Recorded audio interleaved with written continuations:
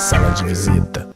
No programa de hoje nós conversamos com o Dr. Eduardo Reis, nutricionista esportivo, que tem excelentes dicas para você nesse verão. Uma grande alegria te receber aqui. Muito obrigado pela sua presença. Obrigado pelo convite. Você é especializado em nutrição esportiva. Na prática, qual a diferença da alimentação para quem pratica bastante atividade física e para quem não faz nada? Bom, na verdade, na questão alimentar, a diferença de quem tem a prática esportiva, ela vai diferir bastante em termos calóricos e qualitativos, né? Então, a qualidade dos alimentos selecionados. Então, normalmente, a gente tem um cardápio muito variado no Brasil e, na verdade, alguns itens acabam ficando um pouco fora quando a gente vai tratar de um praticante ou de um atleta. Então, de acordo com o objetivo de cada uma dessas pessoas, a gente vai adequando aí esses macro e micronutrientes de acordo com a pessoa e com o objetivo da pessoa. E existe um período do ano em que as pessoas procuram mais essa orientação? Isso acontece mais no verão, em que há uma exposição do corpo mesmo maior ou não? O brasileiro é um povo muito bacana, né? Eu acho. Dezembro some, né? E janeiro volta e já quer ficar com um corpo bom de janeiro para fevereiro, que é o carnaval. Isso é o convencional. E é possível que isso aconteça? Existe esse milagre? De jeito nenhum. Então, na verdade, nós nutricionistas, às vezes a gente tem que orientar de forma correta de como tem que ser feito e estipular muito bem esse prazo. Esse objetivo, ele tem um prazo determinado. Quando a gente pega algum atleta de alguma modalidade esportiva, a gente tem as competições-alvo, então a gente tem um calendário para ser desenvolvido. E quando a gente pega um praticante de atividade física que quer o físico de um atleta, a gente tem que ter muito bem o jeito de falar e de expor como que é feito tudo isso. Não só a parte nutricional, mas o acompanhamento com o personal trainer ou com o educador físico que o acompanha, com o médico. Então, na verdade, essa busca pelo físico perfeito em um curto prazo acaba ressaltando as práticas incorretas do que tem que ser feito. Então, eles acham que a suplementação em excesso vai resolver, a alimentação, normalmente eles não estão muito ligados. Por aí vem os abusos de uso de drogas para tentar chegar num corpo perfeito num curto prazo de tempo.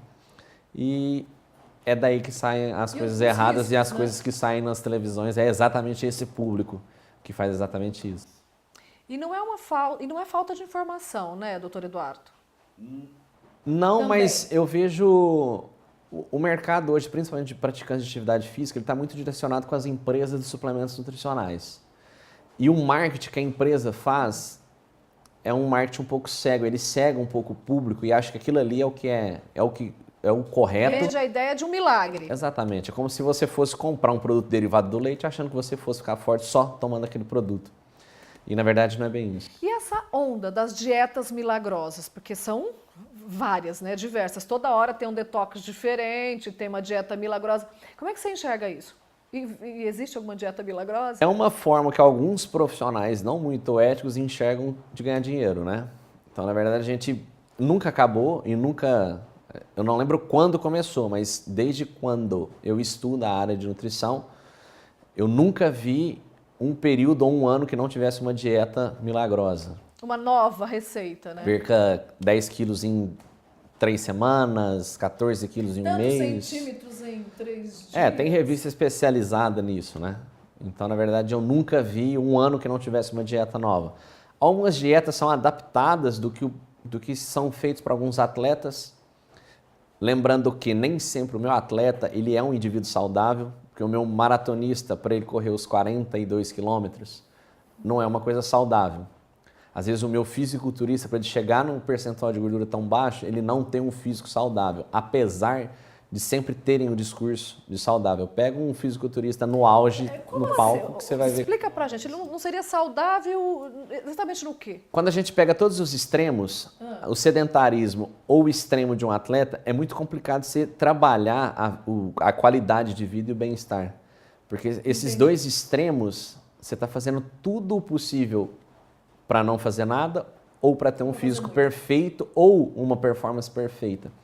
Então, na verdade, a preocupação com os atletas é exatamente isso, em manter a saúde do atleta, só que, acima de tudo, ele precisa de uma performance. Essa performance, às vezes, ou na maioria das vezes, não está ligada diretamente com a qualidade de vida. A gente acaba.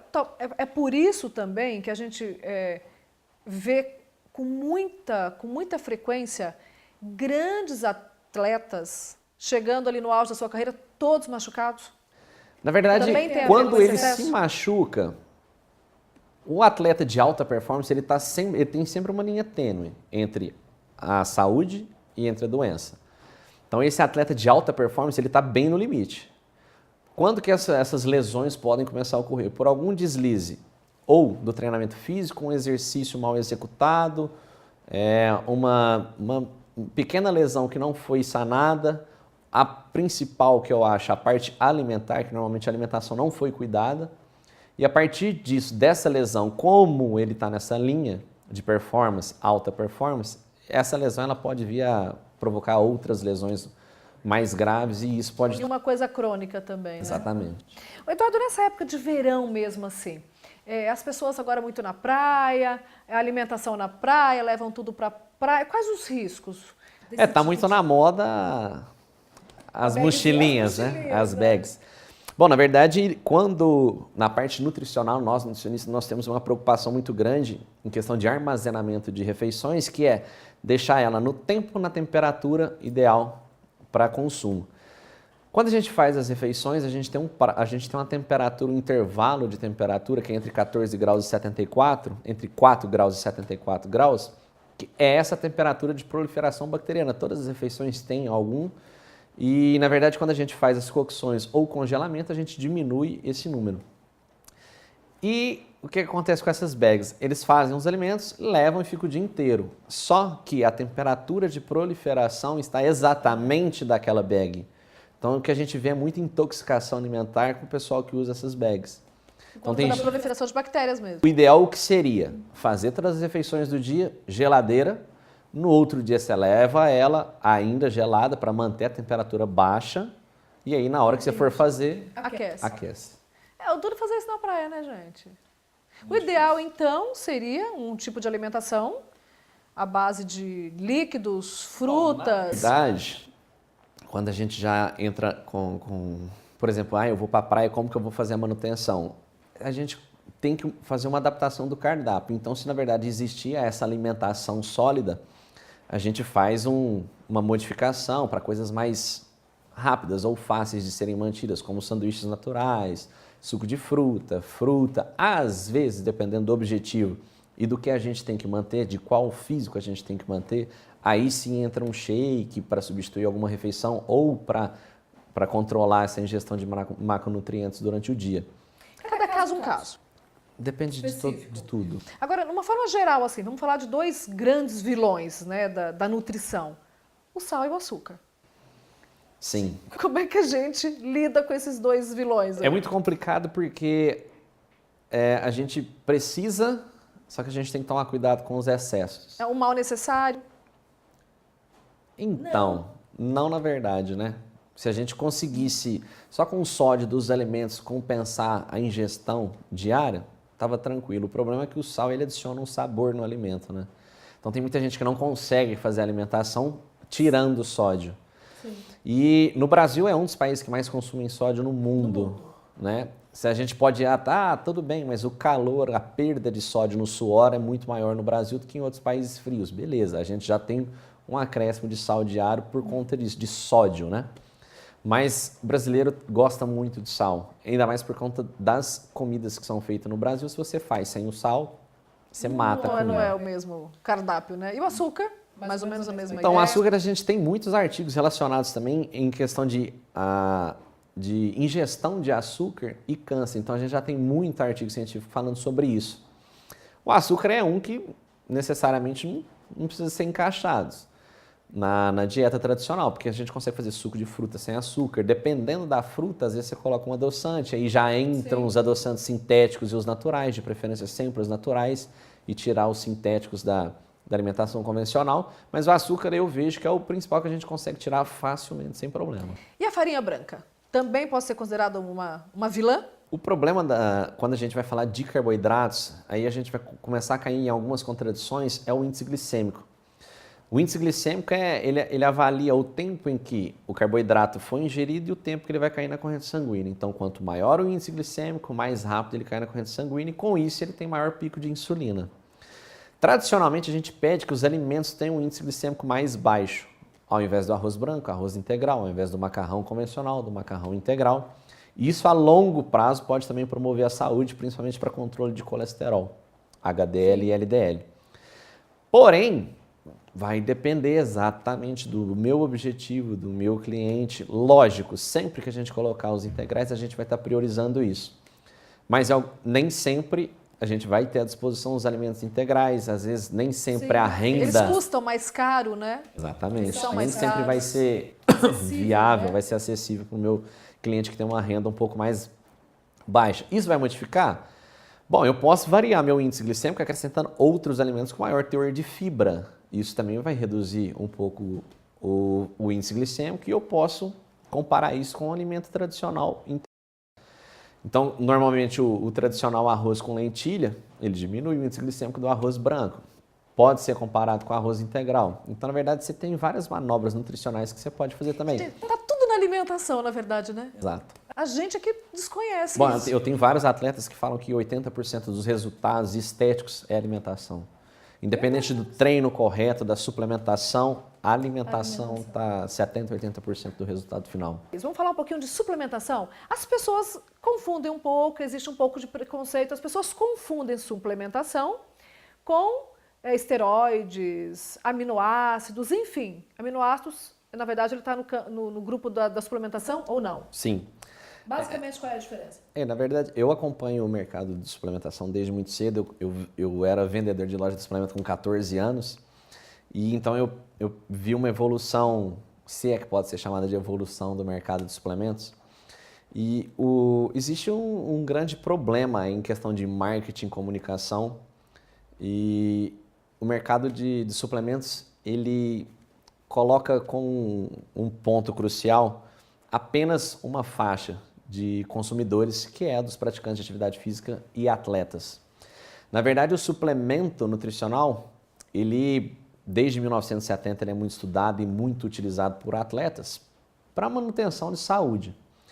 Mas a gente pode utilizá-los para qualquer pessoa, para qualquer faixa etária. E, na verdade, o problema tem sido exatamente essa da comunicação visual. A gente tem o principal suplemento hoje de qualquer mercado, que é o Whey Protein. Em qualquer lugar do mundo você consegue fazer o consumo de Whey Protein, é o principal produto de venda. E, na verdade, o que acontece? Eles fazem a promoção do Whey Protein como se fosse uma proteína apenas para o ganho de massa muscular. E não é. E quando a gente vai ver a comunicação visual, normalmente tem um fisiculturista na capa. Geralmente. Bom, o Whey Protein ele é um produto que ele é derivado do soro do leite, ela é uma proteína do soro do leite. No leite nós temos duas proteínas, as caseínas, que a gente faz os queijos, iogurtes, requeijões, e a gente tem a proteína do soro do leite, que é o Whey Protein. No leite da vaca, a gente tem uma proporção de 80% das caseínas e 20% do soro do leite. Se a gente for comparar com o leite humano, é exatamente ao contrário. 80% das proteínas do leite materno é proteína de soro e 20% só de caseína. Daí, a brincadeira que a gente faz é que quem precisa do leite da vaca é o bezerro e não você. Na verdade, o que a gente precisa são das proteínas do soro do leite, uma pequena porção de caseína quando não existir uma restrição ou uma alergenicidade com a caseína, e o cálcio, que a gente consegue através de outros elementos também. Então, na verdade, percebe que a proteína do soro do leite é uma importante proteína que tem que ser ingerida todos os dias, independente da prática esportiva ou não, e ela está endereçada somente para atletas e para que querem ganho de massa muscular. Considere que meu idoso, quando ele coloca uma dentadura, ele perde 70% da eficiência de mastigação. Por isso, muitas vezes, ele não come carne, porque é muito complicado para ele comer a carne. Claro. E ele poderia utilizar o Whey Protein. Aonde que está o mercado direcionado para esse público? Falta de informação. Quando a gente coloca hoje é muito comum, além da gestante dar o próprio leite, ela acrescentar as mamadas diárias com os leites em pó. Se você virar o rótulo, vai estar escrito lá, proteína do soro do leite, que é o Whey Protein. Então, a comunicação visual é totalmente diferenciada e pode ver que no rótulo de um leite em pó, Para criança nem está escrito que é com whey protein. É só no mercado esportivo que eles fazem isso. Precisa mudar isso, né? Agora, Complicado. Complicado, não é? Nós temos uma empresa... Então, eles segmentaram, na verdade. Nós temos uma empresa muito correta aqui em São Paulo, que ela tenta colocar isso de forma um pouco mais explícita, um pouco mais correta, os rótulos mais bonitos. Possível para todos. Clean, sem muita imagem de fisiculturista, só que ela fica fora de mercado. Ela não está no mercado. Então, se você colocar ela na prateleira de uma loja de suplemento, muito possivelmente um praticante de atividade física não vai pegar ela. Porque eles já acostumaram que aquela boa Tá fora do padrão. é aquela que patrocina os bodybuilders. Olha, gente, olha a importância dessa informação. Eu fiz um estágio em hospital, em Uberlândia, eu sou de Uberlândia, no hospital da UFO, e eu precisava usar glutamina com um paciente de câncer, porque na época a gente tinha alguns artigos e foi uma estratégia que eu e a médica do setor adotamos e que deu muito certo. A gente foi usar a glutamina, que é um aminoácido, a gente pagava R$9 por 5 gramas de glutamina. R$9 por 5 gramas. E o quilo de glutamina na loja de suplementos gira em torno de 180, o quilo. Então, para você ver como que é diferente e como que os mercados não se comunicam. É o mesmo produto, o mercado esportivo e o clínico não se comunicam. Quem está na área clínica sabe muito pouco dos suplementos esportivos, mas quando ela está dentro da clínica, ela não sabe que é a mesma coisa. Então, na verdade, hoje, a gente tem nutricionistas muito bons, como o Hugo Camparoto, Renato Barbin, a gente tem muitos nutricionistas daqui de Ribeirão Preto, que às vezes a gente vai estudar a composição e a gente acaba estudando a parte clínica, porque a composição é uma coisa um pouco mais rica do que a esportiva, e a gente vai estudar os efeitos dessa parte clínica para a gente ter, às vezes, muita base da área esportiva. Claro, da esportiva também. Então, essa parte de comunicação é muito complicada. E o que acontece muito é o exagero, que é uma coisa fenomenal, o exagero do consumo de suplementos. Quer usar ômega 3 hoje em cápsula, você quer proteína em pó, você quer... O colágeno, tem tudo. Se o pessoal soubesse da onde saem os produtos, pode ter certeza que não ia usar. É como comer salsicha e usar ketchup. Eu não vou nem perguntar, porque eu só vou parar de tomar, então, os meus colágenos. Tem muita coisa que não tem necessidade, né? Se você faz a ingestão de uma boa proteína, uma fonte boa de vitamina C, o organismo por si só ele vai fazer o colágeno. Mesmo, né, doutor Eduardo?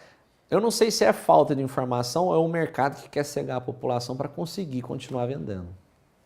Provavelmente isso. Eu conversei agora com o Dr. Eduardo Reis, nutricionista esportivo, e continue conectado com a gente, porque nós temos sempre muita informação para você. Sala, sala.